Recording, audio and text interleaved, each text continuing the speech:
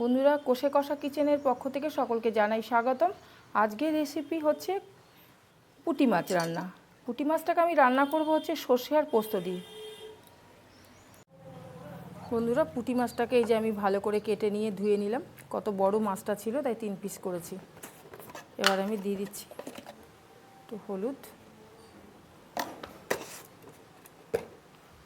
একটু লবণ, দিয়ে দিচ্ছি একটু লবণ, দিয়ে দিচ্ছি একটু লঙ্কার গুঁড়ো, দিয়ে আমি মাছটাকে ভালো করে মাখিয়ে নিচ্ছি। নুন, হলুদ আর লঙ্কার গুঁড়ো দিয়ে আমি মাছটাকে ভালো করে মাখিয়ে নিলাম। এবার আমার কড়াই গরম হয়ে গেছে, কড়াইতে তেল দিয়ে নিচ্ছি। কড়াইয়ের তেল গরম হয়ে গেছে, এবার আমি মাছগুলোকে দিয়ে দেব।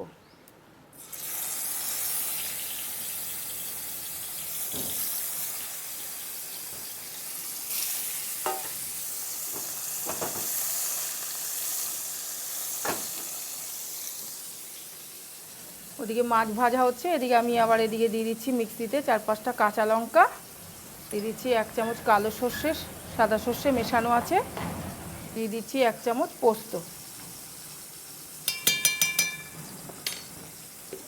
পরিমাণ মতো জল দিলাম।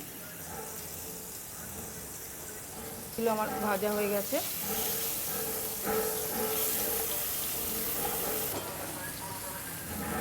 এবার আমি বন্ধুরা মাছটাকে তুলে নিচ্ছি।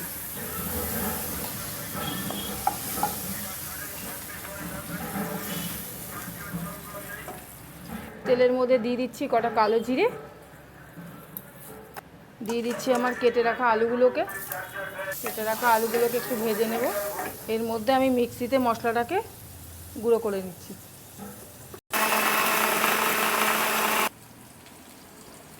বন্ধুরা, আমার মশলাটা গুঁড়ো করা হয়ে গেছে। দিয়ে দিচ্ছি কেটে রাখা টমেটোটা, দিয়ে দেবো আমার বেটে রাখা মশলাটা। মাছে তো হলুদ মাখিয়েছিলাম, যার জন্য আমি অল্প পরিমাণে হলুদ দিলাম, 1/2 চামচ মতন। দিয়ে দিচ্ছি স্বাদ মতো লবণ, যেহেতু মাছে লবণ মাখিয়ে রেখেছিলাম জন্য অল্প দিলাম। এবার আমি ভালো করে আলুটার সাথে মশলাটাকে কষিয়ে নিচ্ছি।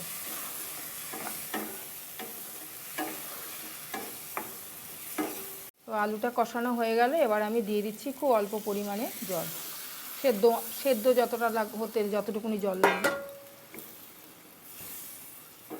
এবার বন্ধুরা ঢাকা দিয়ে দিচ্ছি, 2-4 মিনিট ঢাকা দিয়ে রাখবো। বন্ধুরা, এবার ঝোলটা ফুটে গেছে, দেখুন কি সুন্দর কালার এসছে। এবার আমি মাছগুলোকে দিয়ে দেবো।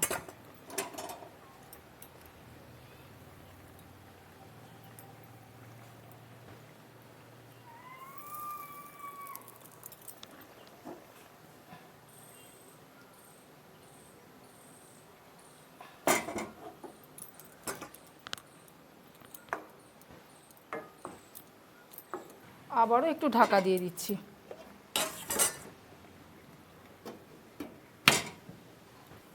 বন্ধুরা, আমার মাছ হয়ে গেছে, দেখুন কি সুন্দর কালার এসছে। রান্না রেডি। এবার আমি পরিবেশন করে নেব। বন্ধুরা, ভিডিওটি ভালো লেগে থাকলে একটা লাইক করবেন, শেয়ার করবেন, কমেন্ট বক্সে আপনাদের মতামত জানাবেন। দেখা হচ্ছে পরের ভিডিওতে। ভালো থাকবেন, সুস্থ থাকবেন।